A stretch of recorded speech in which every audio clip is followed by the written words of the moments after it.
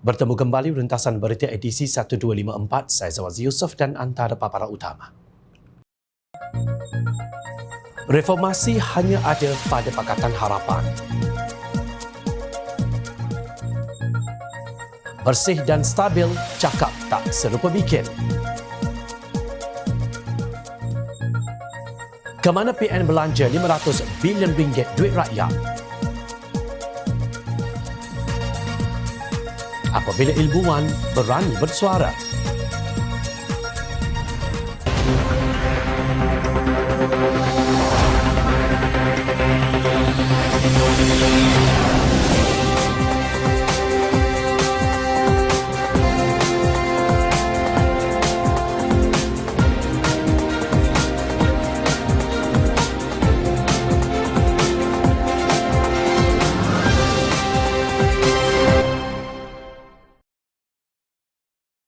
Assalamualaikum dan salam sejahtera. Perdana Menteri sementara Datuk Seri Ismail Sabri Yaakob berkata soal pemilihan UMNO tidak harus dibincangkan dalam tempoh berkempen kerana tumpuan sepenuhnya adalah untuk memastikan kemenangan Barisan Nasional pada pilihan raya umum ke-15. Jangan dalam pilihan raya kita bercakap tentang pemilihan parti dan akhirnya bertelagah sesama kita. Setiap pemimpin ada pengikut masing-masing yang akhirnya boleh berlaku pertembungan yang merugikan. Lupakan pemilihan parti siapa yang hendak menjadi presiden, timbalan Presiden, naib, majlis tertinggi dan sebagainya. Katanya seperti dipetik di Malaysian Insights. Ismail Sabri berkata demikian sebagai mengulas kenyataan calon UMNO BN Parlimen Sungai Buloh, Khairi Jamaluddin, yang berkata naib Presiden UMNO itu perlu menjadi Presiden UMNO jika mahu menerajui pentadbiran negara selepas pilihan raya umum ke-15. Khairi juga dilaporkan media secara terbuka mengakui tidak menggemari segelintir pemimpin UMNO dan mahu membersihkan parti itu jika berjaya menawan Parlimen Sungai Buloh pada pilihan raya umum ke-15 ini. Ini kita cakap yang benar. Janganlah berselindung lagi. Orang Melayu sentiasa ada perasaan sentimental terhadap UMNO. Cuma UMNO ini dah sesat dan perlu kembali ke pangkal jalan dan perlu diperbetulkan semula. Beliau berkata demikian ketika berucap di Majlis Silaturahim bersama Pertubuhan Amal Kebajikan Agama dan Masyarakat Perakam di Kelab Rahman Putra Sungai Buloh, Lapor Berita Harian 11 November lalu. Saya nak menang pilihan raya umum ke-15 untuk memastikan Datuk Seri Ismail Sabri Yaakob sebagai Perdana Menteri. Selepas itu kita bersihkan semula UMNO serta bawa balik keyakinan rakyat. Saya ini reformis dalam UMNO dan tak boleh kunci mulut saya. Sebab itulah dihantar ke Sungai Buloh, tegasnya. Pelik sungguh sikap calon UMNO BN ini. Beliau bertanding dalam pilihan raya umum ke-15 atas tiket UMNO BN tetapi membuka pekong pemimpin partinya sendiri seolah-olah sedang berkempen untuk merebut jawatan dalam pemilihan parti itu. Sementara itu, pengerusi Pakatan Harapan Datuk Seri Anwar Ibrahim yang turun berkempen di Sungai Buloh untuk Ramanan Ramakrishnan berkata beliau menumpukan perhatian kepada permasalahan ekonomi yang terus membelenggu rakyat kerana tidak diberi keutamaan sepanjang hampir 3 tahun pemerintahan BNPN.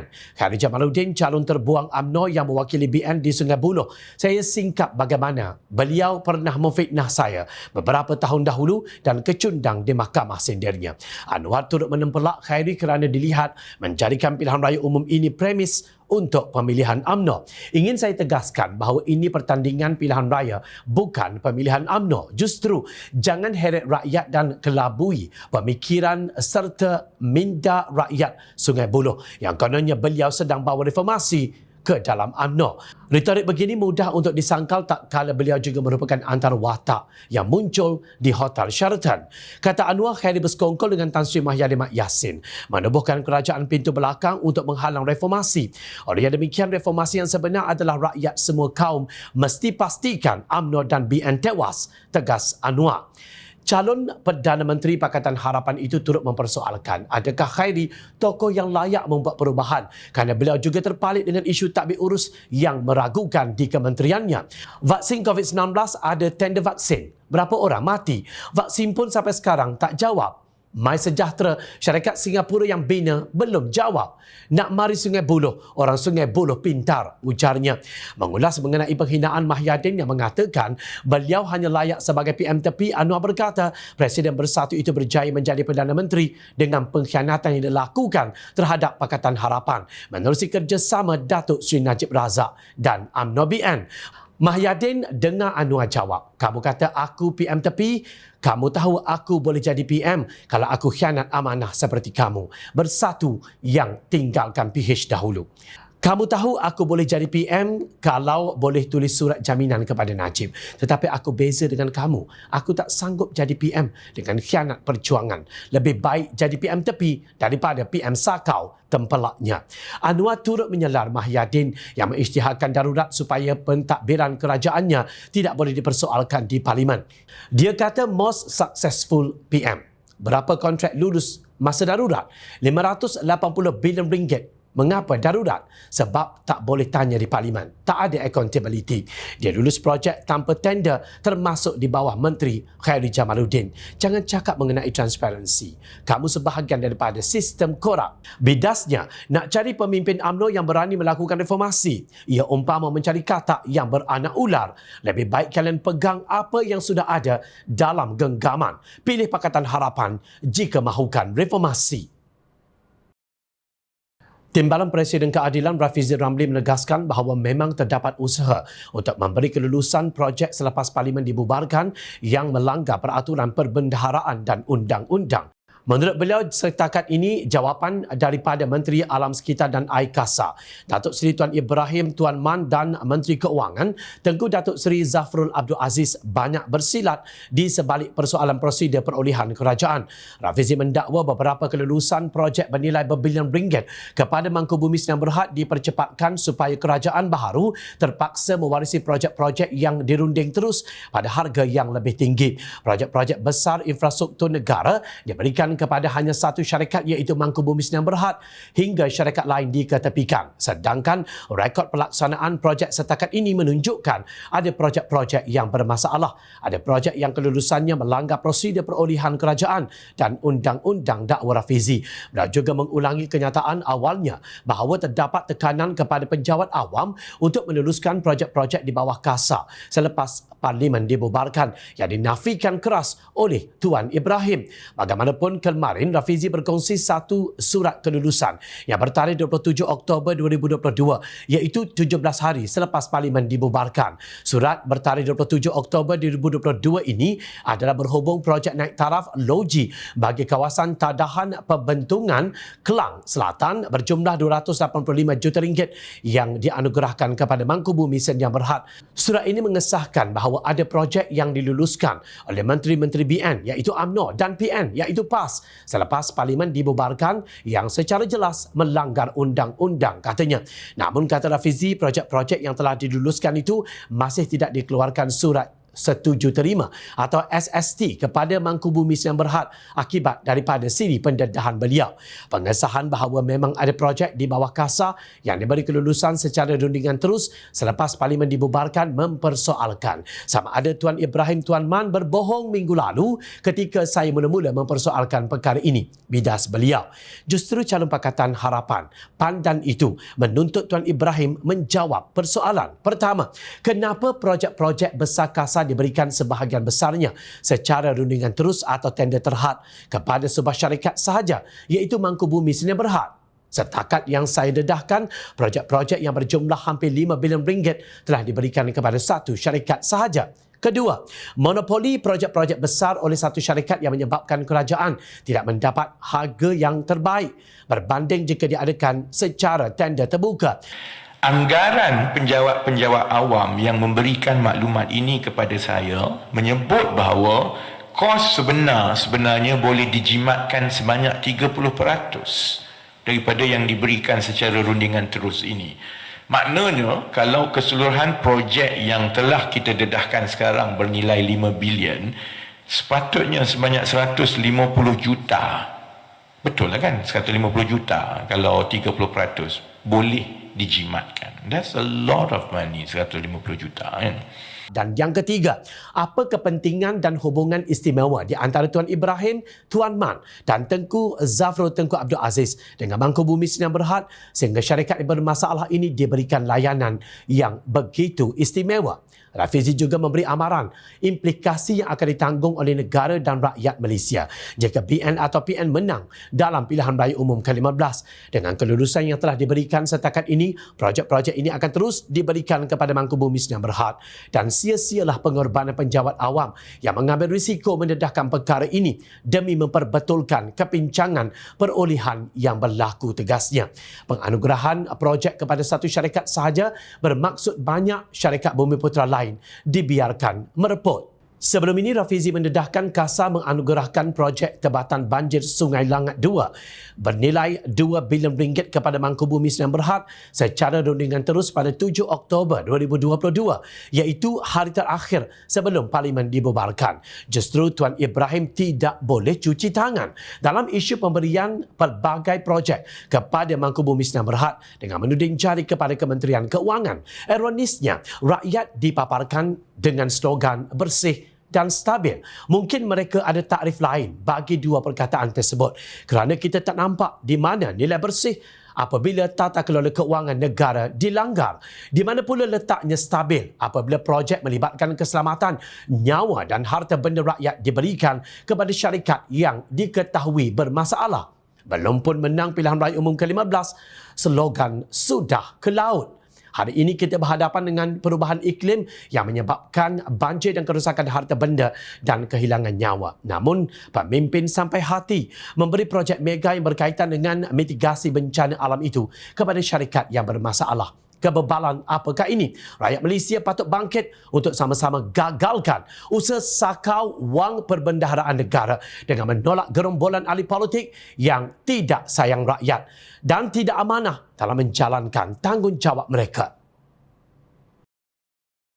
Pengerusi Pakatan Harapan Datuk Seri Anwar Ibrahim mencabar Tan Sri Mahyadin Mat Yassin memperincikan perbelanjaan RM500 bilion kepada rakyat negara ini.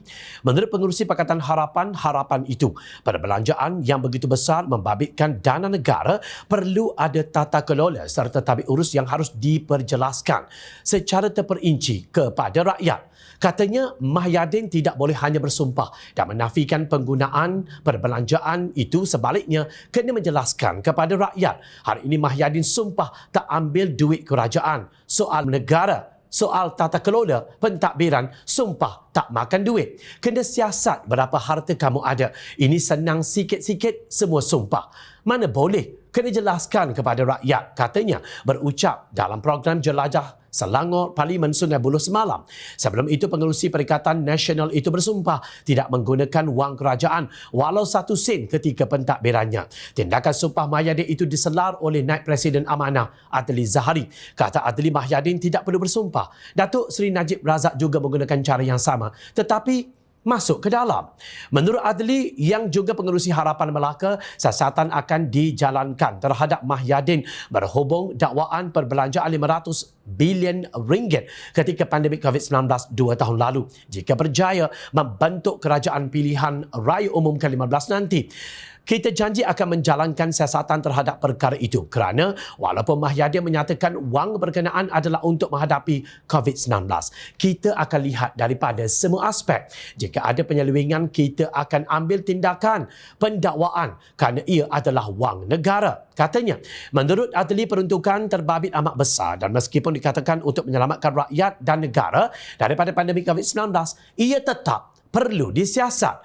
Beliau turut hairan dari mana Perikatan Nasional mendapat dana untuk melengkapkan persiapan pilihan raya umum ke-15 dengan begitu mewah. Sebaliknya, apa yang dilakukan oleh pemimpin Perikatan Nasional apabila tidak dapat membalas hujah dengan hujah, mereka beralih kepada fitnah yang dilakukan oleh Menteri Besar Kedah Datuk Seri Muhammad Sanusi Muhammad Nur dalam ucapannya di satu program jelajah PN Best Tambun Isnin 13 November. Dalam surat yang dihantar oleh Peguam Anwar SN Nir and Partners pada Rabu menyatakan bahawa Anwar memberi tempoh selama 3 hari dari tarikh penerimaan notis tersebut untuk menjawab mengenai perkara itu. Anwar yang juga calon Pakatan Harapan bagi Parlimen Tambun menuntut Sanusi menarik balik dan memohon maaf tanpa syarat atas kenyataannya dan membayar ganti rugi RM10 juta serta yuran guaman. Dalam ucapannya di Tambun, Sanusi mengungkit sabitan Anwar atas tuduhan liwat dan salah guna kuasa dengan mengatakan Anwar Muflis Moral. Untuk rekod, Anwar telah mendapat pengampunan penuh yang diberikan oleh Durian Maha Mulia Yang di-Pertuan Agong di bawah perkara 42 Perlembagaan Persekutuan kepada anak guam kami pada atau sekitar 16 Mei 2018 yang mempunyai efek perundangan untuk membersihkan kesemua rekod jenayah dan sabitan lampau semenjak 1998 sehingga 2018. Badan Antarabangsa Amnesty International menyifatkan pemenjaraan Anwar sebagai bermotifkan politik. Anwar adalah prisoner of conscience atau tahanan hati nurani. Justru hari ini, mereka amat takut Anwar berjaya menjadi Perdana Menteri ke-10 Malaysia kerana segala pekung yang cuba disembunyikan bakal terbongkar. Ayuh rakyat Malaysia, bantulah pemimpin yang jujur untuk menyiasat kemungkaran mereka semasa berkuasa dengan mengundi Pakatan Harapan. Kenapa 70 profesor Melayu berani tampil dengan deklarasi yang tidak memihak kepada kerajaan Tebuk Atap yang kini berkuasa? Kenapa mereka sepakat berani memilih Datuk Seri Anwar Ibrahim sebagai calon Perdana Menteri selepas pilihan raya umum ke-15? Kenapa mereka sanggup berhadapan dengan amarah peraturan universiti yang menyekat kebebasan akademik untuk bersuara? Menerusi jurucakap deklarasi Profesor Melayu G70, Profesor Dato' Dr. Insinyur Wan Ramli Wan Daud, mereka berhujah Malaysia sedang berdepan dengan pelbagai isu rumit dan kepincangan masyarakat luar biasa yang belum pernah dihadapi sebelum ini yang boleh memporak-porandakan negara. Adakah kita mahu para ilmuwan Melayu membisu mengenai isu yang sudah menjadi perhatian seluruh dunia? Sedangkan sejak BNPN merampas kuasa menerusi langkah Sheraton pada hujung Februari 2020, tiada satu manfaat pun yang dinikmati rakyat. Sebagai contoh, dalam era Pakatan Harapan, harga ayam turun sehingga RM5.99 sekilogram. Sekarang harganya RM9.40 sekilogram. Harga minyak masak era Pakatan Harapan hanyalah antara RM16 hingga RM17 bagi botol 5 kilogram. Sekarang, dapatkah kalian membeli minyak masak dengan harga tersebut? Sekarang harga minyak masak bagi botol 5 kilogram ialah RM30.99. Boleh dikatakan semua harga barangan melambung naik kerana inflasi yang meningkat dan kejatuhan nilai mata wang ringgit berbanding dengan dolar Amerika. Sedangkan gaji kalian tidak naik untuk mengimbangi kenaikan harga barang makanan tersebut. Justru dari segi moralnya, tidak salah bagi mereka mengajak rakyat berubah ke arah yang lebih baik.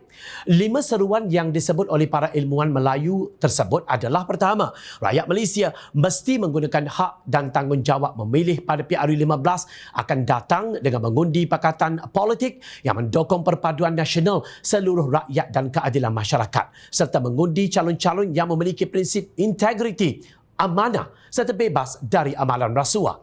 Kedua, rakyat Malaysia mesti memilih calon-calon dari pakatan politik yang memiliki iltizam bagi membina sebuah kerajaan yang berteraskan prinsip tata kelola yang baik serta bertekad memerangi sebarang bentuk penyalahgunaan kuasa terhadap kepentingan rakyat serta negara.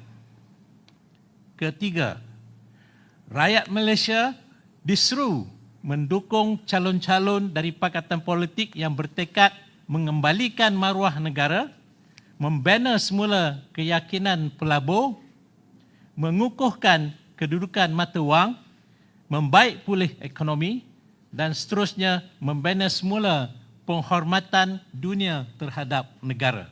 Keempat, rakyat Malaysia diseru agar menolak calon-calon daripada pakatan politik yang didapati telah mengkhianati amanah demokrasi dan menyalahgunakan kedudukan politik sebagai medan memenuhi kepentingan diri dan kumpulan. Manakala yang kelima, rakyat Malaysia diseru agar menolak calon-calon yang menggunakan fitnah bagi meraih sokongan pengundi dan mengeksploitasi sentimen agama serta kaum dengan melaga-lagakan rakyat berbilang bangsa dan budaya demi meraih keuntungan politik kepartian masing-masing. Mereka kemudian mengambil pendirian bahawa Anwar Ibrahim bersama Pakatan Harapan yang diterajuinya merupakan pilihan terbaik untuk membawa negara keluar daripada kemelut ekonomi masa kini kepada kesejahteraan rakyat pada masa depan, di samping menjamin keutuhan agama Islam serta kepentingan Melayu dan pribumi. Lalu berteriaklah Majlis Profesor Negara MPN menyelar tindakan gerakan Profesor Melayu G70 tersebut. Berkaitan perkara itu, MPN ingin menegaskan bahawa kami tidak terlibat secara langsung atau tidak langsung dalam tindakan berkenaan, kata Presiden MPN Profesor Datuk Dr. Raduan Cik Ros di Petik Media. Untuk rekod pada 22 Disember 2018, Dr. Raduan berkata walaupun telah dibubarkan oleh kerajaan, Pakatan Harapan MPN masih terus lagi beroperasi seperti biasa kerana ia adalah sebuah syarikat berdaftar, lapor Malaysia Kini. Sebagai sebuah syarikat berdaftar, MPN tidak boleh disifatkan sebagai sebuah pertubuhan bukan kerajaan, NGO yang mewakili suara profesor lagi. Maknanya, jika tidak ada perhubungan timbal balik antara 70 Profesor Melayu dengan MPN, ia bukan satu isu yang relevan. 70 Profesor Melayu tidak perlu penglibatan atau meminta apa-apa pengesahan daripada MPN untuk membuat keputusan menyokong siapa pada pilihan raya umum ke-15. Sultan Nazrin Muizzuddin Shah ketika melancarkan buku Korupsi dan Kemunafikan dalam Politik Melayu, perlunya disegerakan transformasi moral etika karya tokoh pemikir Islam Profesor Emeritus Tan Sri Dr. Muhammad Kamal Hassan 22 September lalu bertitah ketika menghadapi mudarat yang melanda negara akibat perlakuan rasuah. Kita memerlukan lebih ramai para murabbi tampil ke hadapan secara berani menggemakan mesej memerangi rasuah. Para murabbi berperanan amat penting untuk mendidik dan menyuburkan kesedaran kerohanian dan moral. Berdasarkan titah baginda itu, peranan menyedarkan rakyat seharusnya dimainkan oleh semua profesor sebagai murabbi pada sepanjang hayat mereka walau di mana berada. Tidak sepatutnya para profesor berdiam diri atau ditekan supaya berdiam diri melihat kemungkaran yang berlaku di hadapan mata. Ingat, rakyat sentiasa memerhati. Teruskan bersama kami di Jom Channel dan layari portal jomchannel.net untuk mendapatkan berita politik tanah air. Kepada seluruh rakyat Malaysia, jangan lupa untuk menunaikan tanggungjawab anda sebagai pengundi. Pilihlah mereka yang berintegriti, bukan kleptokrat ataupun pelaku rasuah. Kembalikan Malaysia, bersihkan Malaysia, negara kita yang tercinta. Kita boleh. Saya Zawaz Yusof. Assalamualaikum dan salam sejahtera. Jumpa lagi.